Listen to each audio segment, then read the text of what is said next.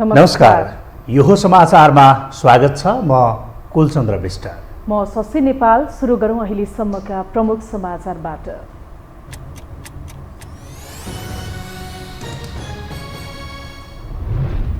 भारत भ्रमणमा रहेका प्रधानमन्त्री शेरबहादुर देउवाद्वारा विदेश मन्त्री जयशंकरसँग शिष्टाचार भेट। भाजपाको मुख्यालय पुगेर अध्यक्ष जेपी नड्डासँग वार्ता। निर्वाचनको मुखमा प्रधानमन्त्रीले भारत भ्रमण गरेको भन्दै एमाले अध्यक्ष ओलीद्वारा संशय प्रकट। 5 दलीय गठबन्धन देखेर नआतिन नेता कार्यकर्तालाई आग्रह। 4 दिनभित्र उम्मेद्वारको नाम सिफारिस गर्न काङ्ग्रेसको निर्देशन। महानगरको हकमा केन्द्रीय कमिटीले निर्णय लिने। नदोहोर्याउने गरी उम्मेद्वार छान्न माओवादीको परिपत्र।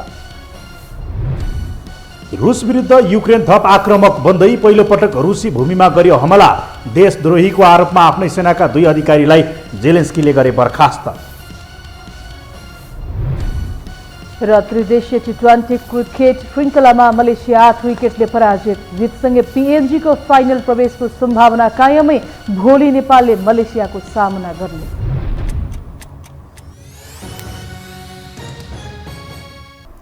अब समाचार विस्तारमा।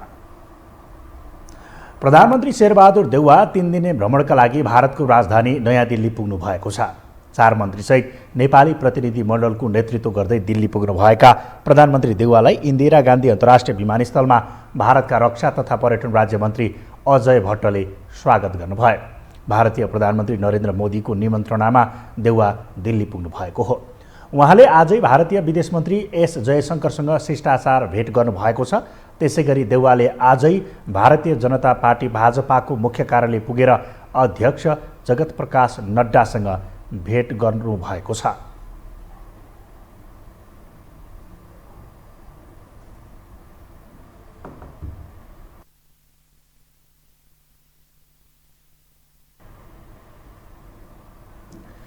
प्रमुख प्रतिपक्षी दल नेकपा एमालेका अध्यक्ष केपी शर्मा ओलीले स्थानीय तहको चुनावको मुखैमा भारत भ्रमणमा किन गएको भनेर प्रधानमन्त्री शेरबहादुर देउवालाई प्रश्न गर्नुभएको छ। पूर्व प्रधानमन्त्री समेत रहनुभएका अध्यक्ष ओलीले यति समय नगएर ठ्याक्कै चुनाव अगाडि किन जानुभयो भनेर आशंका समेत व्यक्त गर्नुभयो। पार्टी निकट विद्यार्थी सङ्गठन अनेरासोबियुले शुक्रबार काठमाडौँ आयोजना गरेको चुनाव केन्द्रित भेलामा बोल्दै उहाँले प्रधानमन्त्री आउने बित्तिकै यति बेरै किन भारत भ्रमणमा जानुभयो भनेर आफूले प्रश्न सोध्ने पनि बताउनुभयो। त्यस अवसरमा ओलीले आगामी निर्वाचनमा 5 दलीय सत्तारूढ गठबन्धनको चिन्ता नलिन पनि विद्यार्थी नेता कार्यकर्तालाई सचेत गराउनुभयो।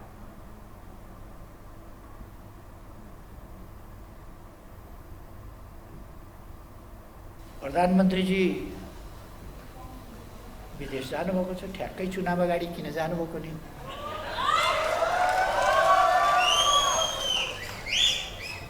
आएपछि सोध्नु पर्ला। यति समय जानु भएन, यति बेरै किन जानुभयो भनेर। खैर, अब चुनाव आइसकेको छ। 5 दलीय गठबन्धन, तपाईँहरूले चिन्ता गर्नु पर्दैन।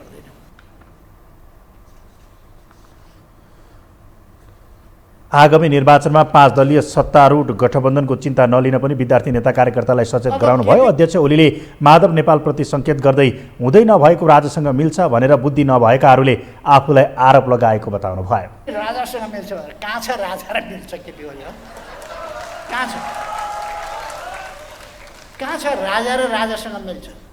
कस्तो बुद्धि यिनीहरूको, कस्तो मानसिकता यिनीहरूको। राजासँग मिल्छ अरे केपी ओली।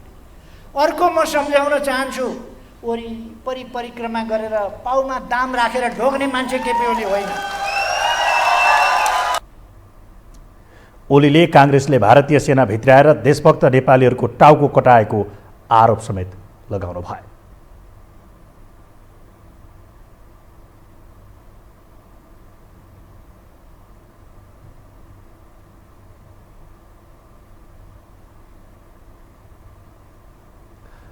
प्रधानमन्त्री शेरबहादुर देउवा 3 दिने भ्रमणमा भारत पुग्नु भएको छ। लामो समयपछि हुन लागेको उच्चस्तरीय द्विपक्षीय भेटवार्ता पश्चात संवादहीन अवस्था रहेको नेपाल भारत सुधारको अपेक्षा गरिएको छ। एक रिपोर्ट। प्रधानमन्त्री शेरबहादुर देउबा 3 दिने औपचारिक भ्रमणका लागि छिमेकी मुलुक भारतको नयाँ दिल्ली पुगेका छन्। परराष्ट्र मन्त्री नारायण खड्का, स्वास्थ्य मन्त्री विनोद खतिवडा, ऊर्जा मन्त्री पम्फा भूषाल र कृषि मन्त्री महेन्द्र राय यादव सहित 51 सदस्यीय उच्चस्तरीय टोलीको नेतृत्व गर्दै भारत पुगेका देउबालाई भारतका रक्षा तथा पर्यटन राज्य मन्त्री अजय भट्टले स्वागत गरे। शुक्रबार नै उनले भारतीय विदेश मन्त्री डाक्टर एस जयशंकरसँग भेटवार्ता गरेका छन्। लगत्तै सत्तारूढ दल भारतीय जनता पार्टी भाजपाको केन्द्रीय कार्यालय भ्रमण गरेका छन्। पोस्टर नै बनाएर देउबाको स्वागतमा तामझामका साथ तयारी गरिरहेको सत्तारूढ दल भारतीय जनता पार्टी भाजपाको मुख्यालयमा पुगी देउबाले अध्यक्ष जगत प्रसाद जेपी नड्डासँग भेटवार्ता गरेका हुन्। यद्यपि देउबाको यो भेट कूटनीतिक मर्यादा विपरीत रहेको भन्दै केही कूटनीतिक विज्ञले आपत्ति नै जनाएका छन्। नयाँ दिल्ली स्थित नेपाली दूतावासले आयोजना गरेको रात्रि भोजमा आजै सहभागी हुने कार्यतालिका छ। प्रधानमन्त्री देउबा र मोदीको द्विपक्षीय वार्ता तथा अन्य भेटघाट छलफल भने शनिबार हुनेछ। देउबाको जारी भ्रमणले संवादहीन बनेको नेपाल भारत सम्बन्धमा आइस ब्रेकको काम गर्ने धेरैको विश्लेषण छ। प्रधानमन्त्री देउबाले यो महत्त्वपूर्ण अवसरका बेला एपीजीको पुनरावलोकन, चुच्चे नक्साका विषयमा विशेष कमिटी निर्माणको पहलदेखि वर्षौंदेखि अलपत्र सीमा समस्या, परियोजनाहरूको कार्यान्वयन जस्ता विषय दृढतापूर्वक उठाउनु पर्ने सुझाव छ। अहिले हाम्रो लागि अलिकति सजिलो परिस्थिति पनि भयो पास गरिसकेपछि, यो जुन देउबालाई त्यो सजिलो हुन्छ। त्यसो हुनाले यसले आइस ब्रेक गरेको स्थिति पनि हो। तर त्यो कुरालाई टचै नगरी चाहिँ आउनु हुँदैन उहाँले, त्यो म त्यो भन्छु। किनभने त्यो इस्यु त हाम्रो बर्निङ इस्यु छ। त्यो दुईवटा नक्सा जोड्न छ, कन्फ्लिक्ट त्यहाँ देखिन्छ। तर अब इन्डियाले कुरा नउठाउन नि सक्छ त्यो, तर हामीले चाहिँ त्यो टच चाहिँ गर्नुपर्छ। हामीले अब हाई लेभल कसरी अगाडि बढाउने हो त्यो पनि गर्नुपर्छ। अब चाहिँ हाम्रो मित्रता त विशेष हो भनेर डिप्लोमेसीमा त्यसरी जानु पर्यो। इन्डियालाई चिडाउने झोक उठाउने कुरा गर्नु पर्दैन नि। राम्रो आफ्नो चाहिँ देशको इन्ट्रेस्टको कुरा त मजाले हाँसी कुरा उठाउनु पर्यो डिप्लोमेटिकली। ठुलै रस्साकस्सीका बीच सदनबाट अमेरिकी सहयोग परियोजना एमसीसी पास गराएका देउबाको भ्रमण केही सहज र आशातीत हुने अपेक्षा धेरैको छ। तर अर्कोतर्फ ठुलै तामझामका साथ जम्बो टोली सहित भारत भ्रमणमा निस्किएका देउबाले यसको फाइदा कति उठाउन सक्छन् यकिन गर्न गाह्रो छ। भारत भ्रमण र भ्रमणका एजेन्डाका सवालमा सतही रूपमा खासै छलफल अथवा सरसल्लाह लिएको पाइएको छैन। प्रतिपक्षी या विज्ञहरूसँग परामर्शको औपचारिकता र परम्परालाई यसपल्ट सरकारले बेवास्ता गरेको छ। भ्रमणलाई लिएर धेरै आशा गरिहाल्न नसक्ने कतिपय जानकारहरूको तर्क छ। उहाँ नेपाली जनताले चुनेको प्रधानमन्त्री हो भने त्यो ल्याकत राख्नुपर्छ। यदि अरू कसैले उहाँलाई प्रधानमन्त्री बनाइदिएको हो भने उहाँले त्यस्तो ल्याकत राख्नुहुन्न। अहिलेसम्मको नेपालका प्रधानमन्त्रीहरूको भ्रमणलाई हेर्दा एकदमै कम प्रधानमन्त्रीले मात्र त्यस प्रकारको ल्याकत राखेको मैले देखेको छु।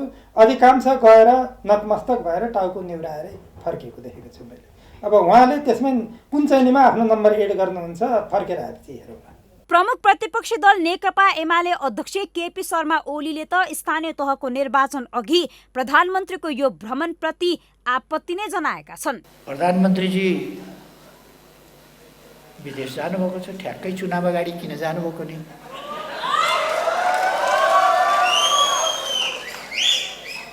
आएपछि सोध्नु पर्ला। यति समय जानु भएन, यति बेरै किन जानुभयो भनेर। नेपाल भारत सम्बन्ध पटक पटक सङ्कटबाट गुज्रिँदै आएको छ। दुई मुलुक बीच खुला सीमा छ। भू राजनीतिक तथा भू रणनीतिक संवेदनशीलताका कारण भू राजनीतिक चासो समेत बढिरहेको छ। तिक्ततापूर्ण र संवादहीनताको अवस्थामा रहेको नेपाल भारत सम्बन्ध सुदृढीकरणका लागि प्रधानमन्त्रीको यो भ्रमण विशेष रूपमा हेरिएको छ। यद्यपि उहाँको यो भ्रमण कतिको फलदायक बन्छ त्यो भने भ्रमणपछि मात्र आकलन गर्न सकिन्छ। यो हो टेलिभिजनका लागि क्यामेरामा अविष्ट लामाका साथमा निम्लेकी शेर्पा, काठमाडौँ। अब बाँकी समाचार। नेपाली कांग्रेसले वडा, गाउँपालिका र नगरपालिकामा पार्टीका तर्फबाट उम्मेदवारहरूको नाम सिफारिस गर्न निर्देशन गरेको छ।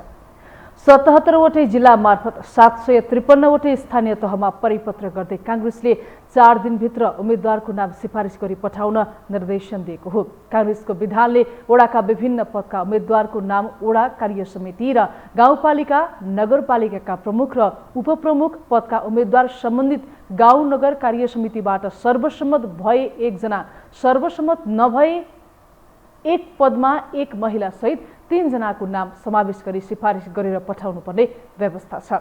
महानगरपालिकाको हकमा भने महानगर कार्य समितिको सिफारिसमा प्रदेश कार्य समितिको राय लिएर केन्द्रीय संसदीय समितिले उम्मेद्वारको टुङ्गो लाग्ने बताइएको छ।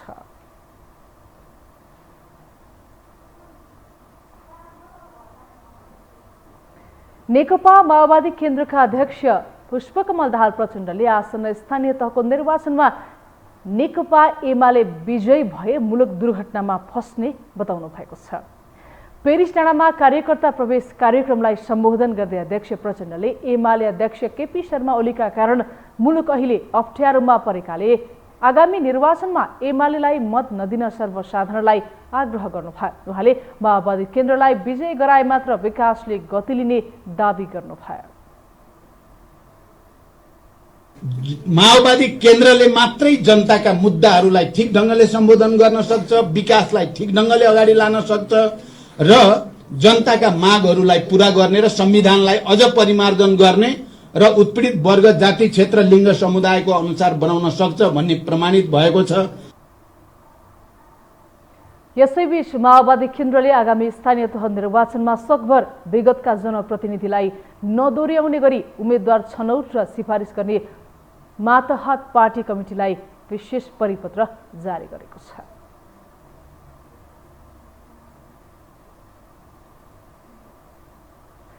सत्ता गठबन्धनमा आबद्ध 5 दलभित्र आगामी स्थानीय तहको निर्वाचनमा तालमेल गर्ने निर्णय भएको छ। तर गठबन्धनभित्रकै दलमा एकले अर्कालाई मत दिने सम्भावनामाथि आशंका गरिएको छ। विपक्षी एमाले समेत गठबन्धन दलकै असन्तुष्टिलाई फाइदा बनाएर चुनाव जित्ने नीतिका साथ अघि बढेको छ। एक रिपोर्ट। नेपाली कांग्रेसभित्र तालमेल र उम्मेद्वार छनौटलाई लिएर असन्तुष्टि बढ्ने जोखिम छ। चुनावी तालमेल गरेको गठबन्धनमा भागबण्डाकै विषयले किचलो मच्चिने पक्का छ। यस्तो अवस्थामा गठबन्धन विरुद्ध एक्लै चुनावमा जाने बाध्यकारी अवस्थामा परेको नेकपा एमालेलाई छिद्रमा फाइदा पुग्न सक्छ। सामान्य तरिकाले सोच्दा पनि अहिलेको मोटामोटी हिसाब यही हो, किनकि एमाले अध्यक्ष केपी शर्मा ओली गठबन्धनबाटै कसरी फाइदा लिएर चुनाव जित्न सकिन्छ आन्तरिक रणनीतिबारे गृह कार्य चलाइरहेका छन्। अहिले घर फर्किने समय हो। माधव नेपालसित भुलभुलैयामा लागेर गएका एमालेका कार्यकर्तालाई एकता असली त्यही हुन्छ जहाँ विचार सिद्धान्त कार्यकर्ताले एमालेकै बोकेका छन्। तिनले काङ्ग्रेसमा भोट हाल्दैनन्। एकदम प्रष्ट छ यो कुरा। भ्रम होला माधव नेपाललाई, हो कि माधव नेपालकै पार्टी उठेछ छुट्टै भने हाल्लान्, होइन भने तिनले काङ्ग्रेसलाई भोट हाल्दैनन्। र माओवादीको पनि त्यो ऐजेरो भइसक्यो कि एमालेसित टाँसिएर उ बाँच्छ कि काङ्ग्रेससित टाँसिएर उ बाँच्छ। त्यसको मतलब ऊ अवसरवादको सबैभन्दा ठुलो एउटा परिचय भयो। त्यसकारण उसका कार्यकर्ताहरूसित पनि नेकपा एमालेको व्यक्तिगत स्तरमा, सामूहिक स्तरमा, कमिटीगत स्तरमा हार्दिक स्वागत र हार्दिक हातेमालो हुन सक्दछ। 5 दल बीच मात्रै तालमेल गर्ने, पालिका तहसम्मै संयन्त्र बनाउने र त्यसले विश्लेषणात्मक प्रतिवेदन बुझाएपछि भागबण्डाबारे छलफल गर्ने गठबन्धनको निर्णय छ। एक्लै चुनावमा जाँदा अघिल्लो निर्वाचनमा करिब 40% स्थानीय तह जितेको एमालेलाई हराउन कठिन हुने आकलन गरेपछि पहिलो पार्टीको सम्भावित दावेदारका रूपमा आफूलाई हेरेको कांग्रेस पनि तालमेल गर्न बाध्य बनेको छ। तर गठबन्धनकै दलहरू बीच रहेको अविश्वासका कारण चुनावी तालमेल कार्यान्वयनमा समस्या पर्ने देखिन्छ, किनकि एकले अर्को पार्टीलाई मत दिने सम्भावनामाथि नै आशंका छ। यसकै फाइदा उठाएर विपक्षी एमाले चुनाव जित्ने दाउमा छ। एमाले अध्यक्ष ओलीको मुख्य नीति पनि चुनावी तालमेलपछि बिच्किएकाहरूलाई माध्यम बनाएर चुनाव जित्ने खालको छ। तर नेताहरू पार्टी र गठबन्धनको निर्णय नमान्ने नेता कार्यकर्तालाई पार्टी छोडेर जान चुनौती दिइरहेका छन्। माओवादी केन्द्रले मात्रै जनताका मुद्दाहरूलाई ठिक ढङ्गले सम्बोधन गर्न सक्छ, विकासलाई ठिक ढङ्गले अगाडि लान सक्छ र जनताका मागहरूलाई पूरा गर्ने र संविधानलाई अझ परिमार्जन गर्ने र उत्पीडित वर्ग, जाति, क्षेत्र, लिङ्ग, समुदायको अनुसार बनाउन सक्छ भन्ने प्रमाणित भएको छ। आज तपाईहरुको यो उत्साहपूर्ण पार्टी प्रवेशले काभ्रे जिल्लामा मात्रै सन्देश गएको छैन, देशभरिको जनताले, कार्यकर्ताहरूले, अरू दलका नेता कार्यकर्ताले नै यो हेरिराखेका छन्। तपाईँहरूको यो सन्देश देशभरि गएको छ। नेपाली कङ्ग्रेसका नेता कार्यकर्ता कम्युनिस्ट पार्टीको जस्तो अनुशासन र घेराबन्दीभित्र बस्न रुचाउने स्वभावका हुँदैनन्। चित्त नबुझे आफ्नै उम्मेद्वारका विरुद्ध बागे हाल्ने गरेकै कारण विगतमा चुनाव हारिएको निष्कर्ष नेपाली कङ्ग्रेसले निकाल्दै आएको छ। फलत लगाम लगाउन सक्ने कुनै आधार नभएका बेला कार्यकर्ताको भोट पार्टीको नियन्त्रणभन्दा बाहिर जान सक्छ। पार्टीभन्दा अन्यत्र भोट नहाल्ने कार्यकर्ता भएकै कारण नेपाली कङ्ग्रेसका लागि फाइदा नै हुन सक्छ। तर कमजोर पार्टीको धरातल रहेका प्रचण्ड माधवलाई निर्वाचन जित्नका लागि कङ्ग्रेसको अधिकांश मत नआए हारको स्वाद लिनुपर्ने हुन सक्छ। यसै कारण उनीहरू कङ्ग्रेससँगको तालमेलमा अझै विश्वासिलो आधार खोजिरहेका छन्। नत्र एमालेसँग तालमेल गर्ने चेतावनी प्रचण्डले बिहिबारकै गठबन्धन बैठकमा दिएका छन्। यो हो टेलिभिजनका लागि सन्तोष विज्ञ थापा, काठमाडौँ। हामीसँग समाचार बाँकी नै छन्, अहिलेलाई विश्राम।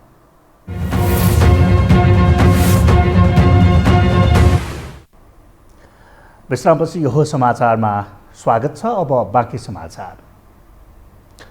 स्थानीय तहको निर्वाचनमा उम्मेदवारी छनौटदेखि खटनपटनसम्म निर्वाचन आयोगले कडा व्यवस्था जारी गरेको छ, जसले राजनीतिक दलहरूको पसिना छुटाउने मात्रै होइन, कार्यान्वयनमै चुनौती देखिएको छ। यद्यपि निर्वाचन आचार संहिता कार्यान्वयनका विषयमा प्रमुख आयुक्त खरो रूपमा प्रस्तुत भएका छन्। एक रिपोर्ट। अब हामी हेर्न चाहन्छौँ साँच्चै नै सुशासन र सदाचारका कुरा गर्ने हाम्रा राजनीतिक दल र उम्मेदवारहरू निर्वाचन आचार संहिताको पालनामा कतिको प्रतिबद्ध छन् भनेर हामीले हेर्ने हो। अब यो अलिकति फर्किएको छ। जहाँसम्म लाग्छ आयोगको कारबाही, यहाँहरूले मैले आचार संहिता मिचेकै हुँ, कारबाही गरी पाऊँ भनेर सिफारिस गर्नु भने त 2 मिनटमै कारबाहीमा गर्छ नि आयोगले। त हामीले सिफारिस गर्ने अधिकार यहाँलाई दिएका छौँ।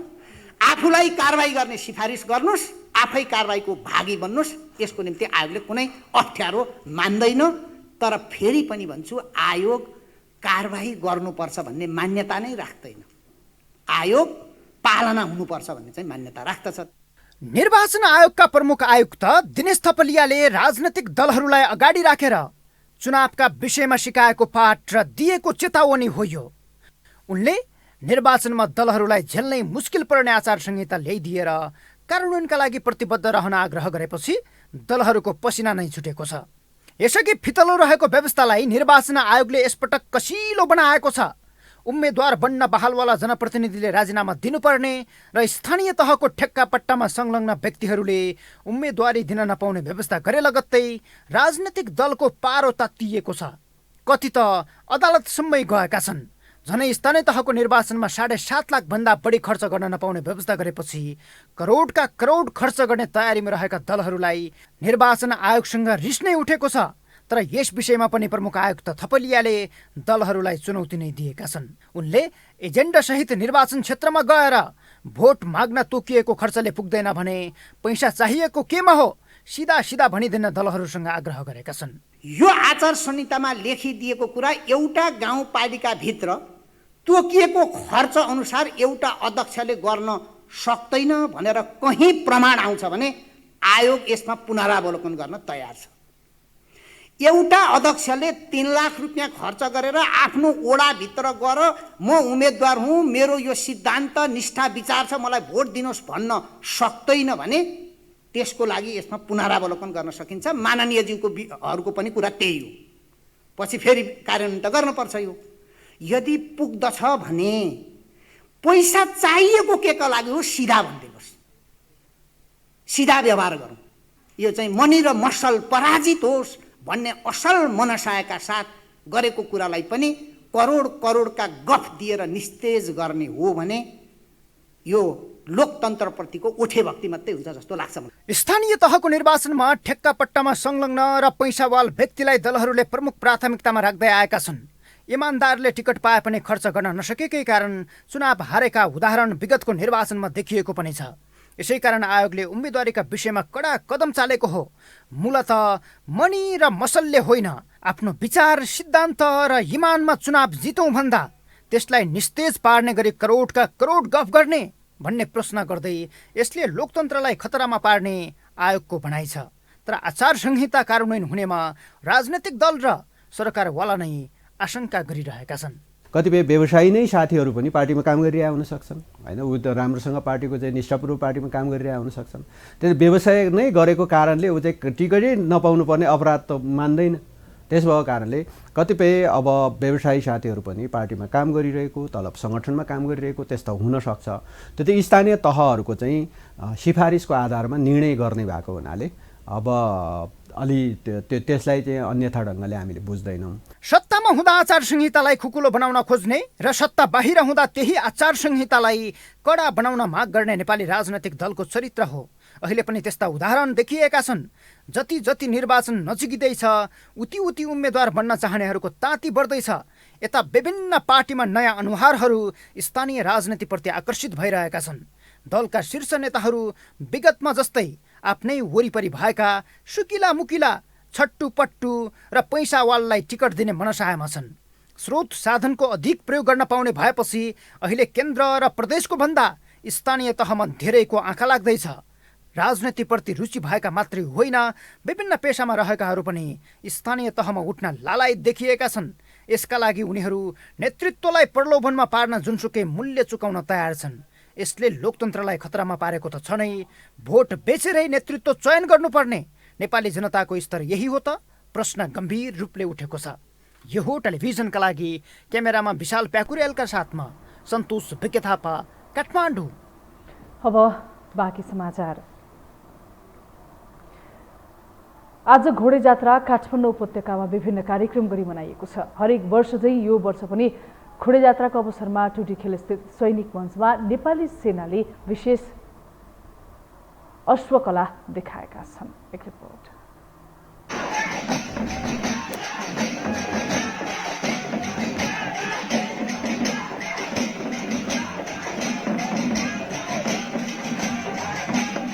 हरेक वर्ष चैत्र कृष्ण चतुर्दशीका दिन मनाइने घोडे जात्रा पर्व काठमाडौँ उपत्यकामा विशेष रूपमा मनाइने गर्दछ।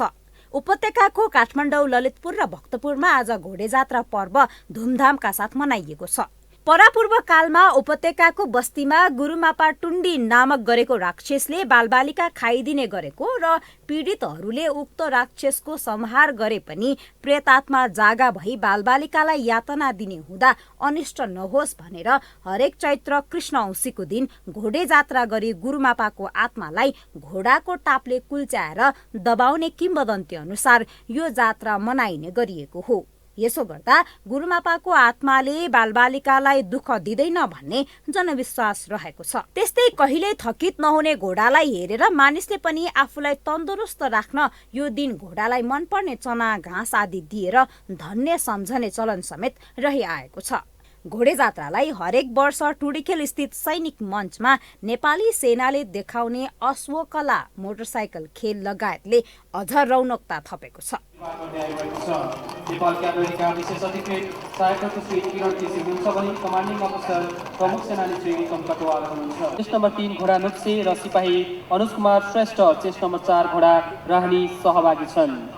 विशेष कार्यक्रममा नेपाली सेनाले टागन घोडा दौड, चार्जर घोडा दौड, सो जम्प, साइकल दौड लगायतका दर्जन बढी कला कौशल देखाएका छन्। 4 जनाको 2वटा टिम बीच खेलिने हर्सबल खेल 65 गुणा 25 मिटरको आयताकार ग्राउन्डमा खेलिन्छ भने यो खेल अर्जेन्टिनाको राष्ट्रिय खेलको रूपमा समेत रहेको छ।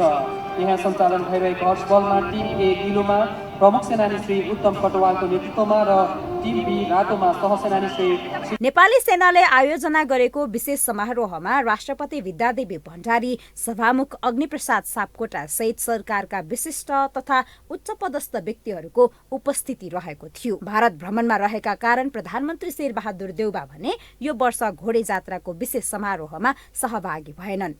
सरकारले घोडे जात्राका दिन उपत्यकामा सार्वजनिक बिदा दिँदै आएको छ। घोडे जात्रा नेपालको मौलिक परम्पराको एउटा उदाहरण हो। यस्ता पर्वहरूको संरक्षण र प्रवर्धन गर्नु हामी सबैको दायित्व हो। यो हो टेलिभिजनका लागि निम्लेकी शेर्पा, काठमाडौँ। भौतिक पूर्वाधार तथा यातायात मन्त्री रेणु कुमारी यादवले स्थानीय तह निर्वाचनमा सत्तारूढ दलहरूबीच गठबन्धन गरेरै अगाडि बढ्नुपर्ने अवस्था रहेको बताउनु भएको छ।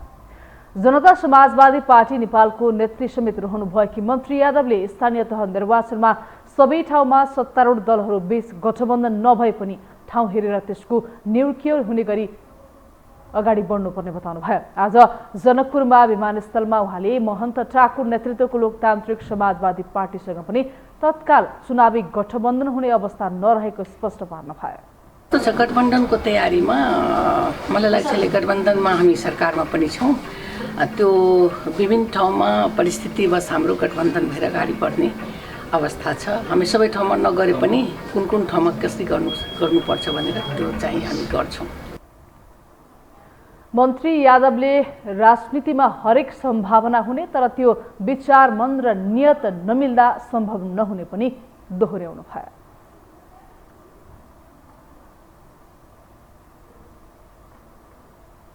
हामीसँग अन्तर्राष्ट्रिय र खेल समाचार बाँकी नै छन्। अहिलेलाई विश्राम।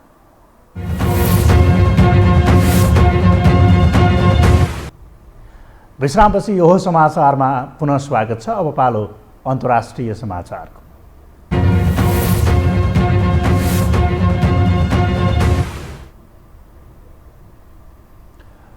युक्रेनले पहिलोपटक रुसी भूमिमा हमला गरेको छ। युक्रेनले 2वटा हेलिकप्टर मार्फत त्यहाँको तेल डिपोमा हवाई हमला गरेको अन्तर्राष्ट्रिय सञ्चार माध्यमहरूले जनाएका छन्।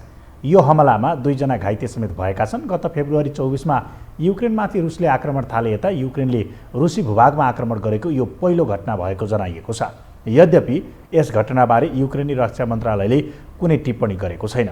यसैबीच युक्रेनी राष्ट्रपति भोलोदिमिर जेलेन्स्कीले सेनाका 2 देशद्रोही अधिकारीलाई बर्खास्त गरेका छन्। नियमित भिडियो सन्देश जारी गर्दै जेलेन्स्कीले युक्रेनको सुरक्षा सेवा SBUको मुख्य विभागका प्रमुख नाउमोभ आन्द्रे ओलेहोभिच र खेर्सन क्षेत्रमा SBUका प्रमुख क्रिभोरुचको सेरी ओलेक्स्यान्द्रोभिचलाई बर्खास्त गरेको उल्लेख गरेका छन्।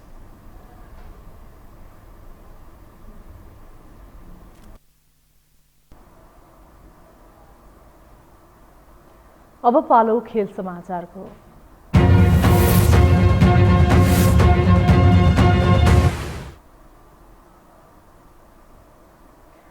त्रिदेशीय T20 अन्तर्राष्ट्रिय क्रिकेट श्रृङ्खला अन्तर्गत आज भएको खेलमा पपुवा न्युगिनी PNGले मलेसियालाई 8 विकेटले हराएको छ।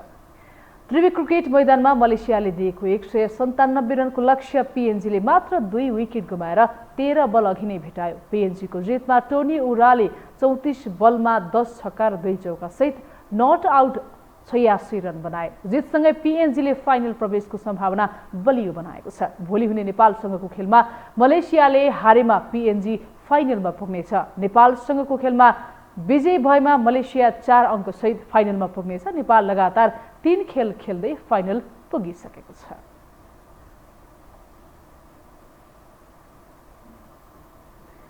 नेपाली क्रिकेटमा युवाहरूले स्थान पाएसँगै केही सकारात्मक सङ्केतहरू देखिन थालेको छ। अवसर पाउँदा आफूहरू पनि ठुलो मञ्चमा खेल्न सक्षम छौँ भन्ने सन्देश खेलाडीहरूले दिएका छन्। एक रिपोर्ट। हाल नेपाली क्रिकेट टोलीमा युवा जमातको बाहुल्यता रहेको छ। क्रिकेट टोली मात्रै नभई नेतृत्व पंक्तिमा नै युवाहरू हावी छन्, जुन दीर्घकालीन क्रिकेट विकासका लागि सकारात्मक पक्ष पनि हो। राजधानीमा जारी त्रिदेशीय सिरिजको नतिजाले पनि टोलीमा युवाहरूको महत्त्वलाई दर्शाइरहेको छ।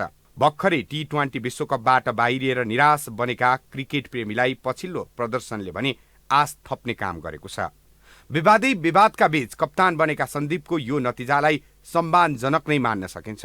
हो, युवा टोलीमा पुस्तान्तरण भएको नेपाली क्रिकेट टोलीलाई चुनौतीका साथै नेपाललाई विश्वकप खेलाउने सुनौलो अवसर पनि हो, जुन सफल हुन सकेन। तर त्यही भ्रमणमा खेलिएको 5 खेल मध्ये 4 खेलमा भने नेपाल जित निकाल्न सफल भएको थियो। विश्वकपबाट बाहिरिएपछि सन्दीप लामिछानेको कप्तानीलाई लिएर प्रश्न उठेको थियो। उचाइमा पुगिसकेको नेपाली क्रिकेट खस्कन थालेको चर्चा चलेपछि सन्दीपलाई कप्तान बनाउने निर्णय नै हतार भएको भन्ने गाईगुई चल्न थालिसकेको थियो। नेपालको हार नै कप्तानका कारण भएको हो भन्न नमिल्ने जानकार बताउँछन्। एटलिस्ट मैले भने यो रिस्पोन्सिबिलिटी सबैले लिनु पर्यो हैन। एज अ म होल टिमको जिम्मेवारी हो। एज अ ब्याट्सम्यानलाई पनि मैले as a bowler as a whole टिमले चाहिँ रिस्पोन्सिबिलिटी लिनु पर्यो, जिम्मेवारी लिनु पर्यो कि यस गेम हारेको छु। उसमा एज क्याप्टन पनि दोषी छ, टिमको प्रत्येक मेम्बर्स छ, बलर भनौँ या ब्याट्सम्यान भनौँ, सबले हार्यो भने चाहिँ सबैको दोष हुन्छ त्यहाँनिर कि एउटाले चाहिँ उ गर्नु मिलेन त्यहाँनिर। विश्वकप खेल्ने अवसरबाट सन्दीपको टोली चुक्यो। युवा पुस्ताको काँधमा क्रिकेटको अभिभारा आइसकेपछि हार र जित खेलको एक पाटो भए पनि त्यसलाई खस्केको भन्न चाहिँ नमिल्ने जगत टमटाको भनाइ छ। ओमानमा अलिकति हामीले वर्ल्ड कप क्वालिफायरको बेला चाहिँ उ भएको छ होइन, तर एउटा म्याच लस गर्दा हामी बाहिर भएको छौँ र दुबईमा अलिकता भनौँ युएको अगेन्स्टमा चाहिँ हामीले चाहिँ नराम्रो खेलेको छौँ। अदरवाइज मैले भन्छु अब यहाँ भनौँ T20 खेलेर चाहिँ त्यहाँ ठिकै खेलेको छ, यति नराम्रो खेलेको छैन। सो ओभरअल मैले भने नि यो चाहिँ खस्केको मैले भन्न मिल्दैन। नेपाली टोलीको 10औं कप्तानीको रूपमा सन्दीप लामिछानेले गत मङ्सिर 29 गते मात्रै राष्ट्रिय टोली सम्हाल्ने जिम्मेवारी पाएका थिए।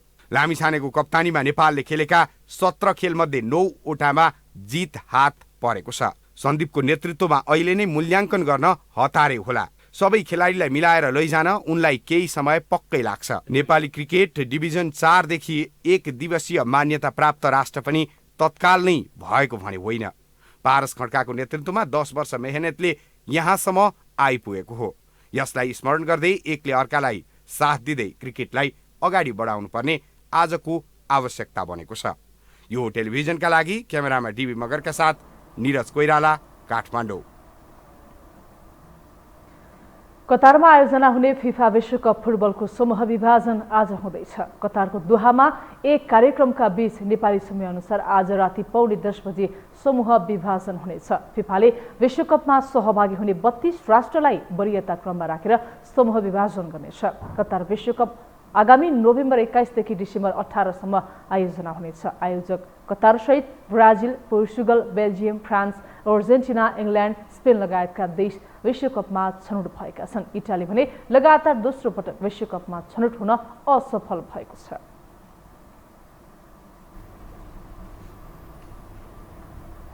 खेल समाचारसँगै हामी यो समाचारको अन्त्यमा आइपुगेका छौँ। बिदा हुनु अघि प्रमुख समाचार पुनः एकपटक।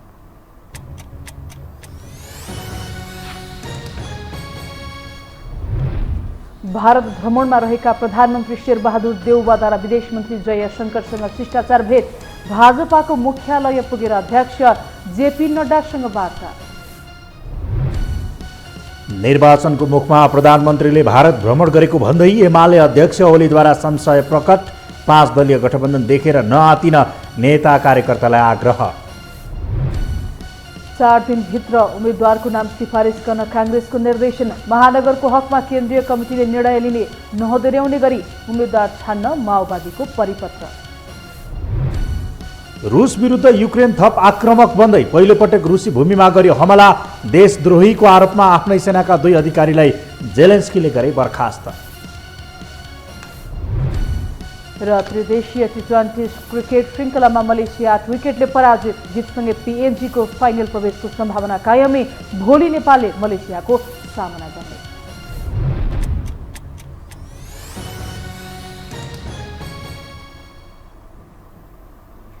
हवस् त यो समाचार सकियो। समाचार बुलेटिनका साथै यो टेलिभिजनका सम्पूर्ण कार्यक्रम यो टेलिभिजन.com, यो खबर.com, युट्युब र फेसबुकमा पनि पढ्न र हेर्न सक्नुहुनेछ। मोबाइलमा यो टिभी एप डाउनलोड गरी हामीलाई प्रत्यक्ष हेर्न सक्नुहुनेछ। तथ्यसहितको निष्पक्ष समाचार र मनोरञ्जनका लागि हेर्दै रहनुहोला यो टेलिभिजन। नमस्कार।